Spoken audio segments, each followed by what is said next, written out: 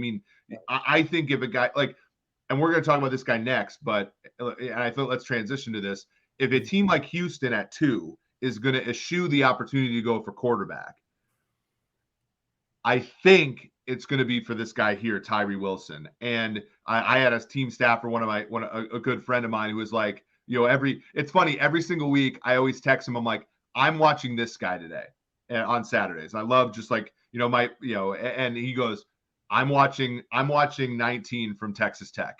And I'm like, and I watch him, I'm like, oh, holy shit, this guy is a pretty big freak. Right. And so like, and that was the first one he told me this year, which was a lot of fun. And I'm like, okay, this guy's a top 10 pick. He's 6'6", 271 pounds, 35.5-inch arms, 23 reps in the bench press at the combine. He won at a rate of 37% in true pass sets, which is 6th in college football last year. Now, Big 12, caveats there. He was also 7th in college football. When he played on a run play, 10% of the time he stopped the run, basically behind the line of scrimmage. So productive, freak. Like, to me, if I'm picking top 2, I'm probably going to take a guy like that, even though I think right now Anderson's probably the better football player on average. I think Tyree Wilson might have the wider distribution, meaning his ceiling might be higher. Yeah, he's a really interesting guy. Long, he is. You say freak. I mean, it's amazing to watch him. Right, as long as he is, how he gains ground. He's not the fastest guy off the mark. Normally this guy is not one that I'm. The makeup. I like the guys that have the a little bit more bend to them and the ability to explode. That's something that I've always liked because I think it can be a difference maker. This guy grew on me as I watched him. Right, he's not firing off the ball, but he's gaining so much ground. And by the time he pulls those big old arms out there, I mean, it's amazing how much ground he's truly covering, but even when he's not moving. And, when I continue to watch him and I continue to see him improve, transfer from Texas A&M, right? I think he went to Texas A&M. Yes, Texas A&M to Texas Tech. And by the way, if he goes in the top 10, I can't remember what the boundary is, but he's poised to become the highest drafted player to ever transfer at play. There's like I can't remember where I read this, but like he's unique in that he transferred one school to the next after playing at both schools. I know Burrow went to Ohio State, but he didn't really play. So he is a transfer player. Well, and my point in the end is, look, you see him rushing off of either side. You see the range that he has. I still think he's on the come, as we say. He's a guy that has upside, of course. I still think he needs polishing. And, it depends on who's going to bring him in, which I've always said that is an important thing. Just like I maintain that the O-line coach is so important. If you don't have a good defensive line coach, man, you are lost. There are some great ones out there. There are some other ones that are just full of hot air. And quite honestly, you've seen them over the years, and they don't develop their guys. This cat needs to be developed to reach his potential. And I think he's going to have a really interesting, he's going to have an interesting journey about him. But I like him. I don't think he warrants that top, to your point. When I see him being listed in the top 3 or 4, I don't necessarily see that, respectfully speaking, I'm thinking he's much more in that, 8 to 10, depending. It might even be a little bit beyond that. I know people are going to say, you never know. There's a really good group of D linemen, I think, in this draft. So we'll see how it plays out. Yeah, when I see him, I think, and this guy was a 2nd-round pick by the Giants in 05 or 06.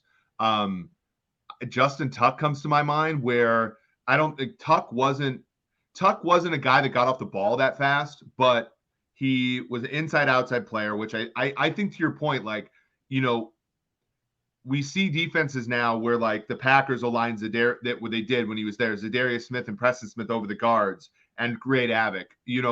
I think he might end up being that guy that muddies the center a little bit on some pass downs.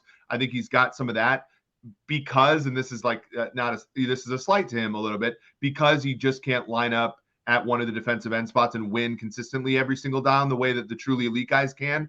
But I think he can be useful that way. To your point, though, if he doesn't develop into a guy that can win consistently every single down, he isn't worth the 2nd pick, of course, because that's probably reserved for a guy who is like in the Von Miller, who was the second overall pick. That kind of player that's what that top pick is reserved for.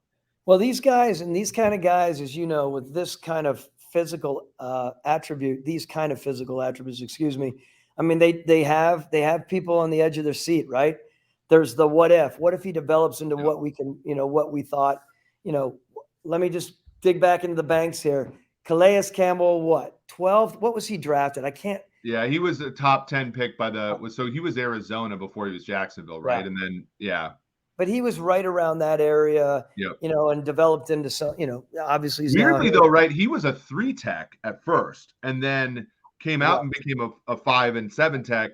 Like, it's kind of interesting, right? Like some of the great interior defenders kind of moved to edge as they got older. JJ Watt being one, Calais Campbell being another. Like, and so maybe that's there, but I don't know. And we'll talk about Lucas Van Ness here in a second.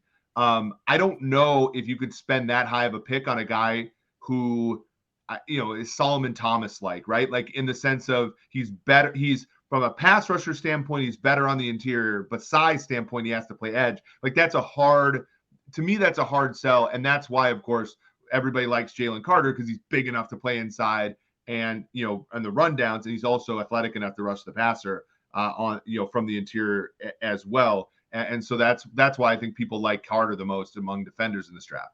We used to say this all the time. I mean, years and years ago, especially when you first get in as a scout in the league, and maybe a lot of our listeners will feel this way. Like there's so much more at their fingertips now, right? And being able to watch these players and what it used to be if you weren't in the business. But you realize in that top 5, even 1 to 5, there are issues with every player, right? No one is perfect. No one's got everything going, in their direction. So you get a guy like this that he's a good football player with definitely an upward trajectory. He'll continue to grow with the right coaching and development.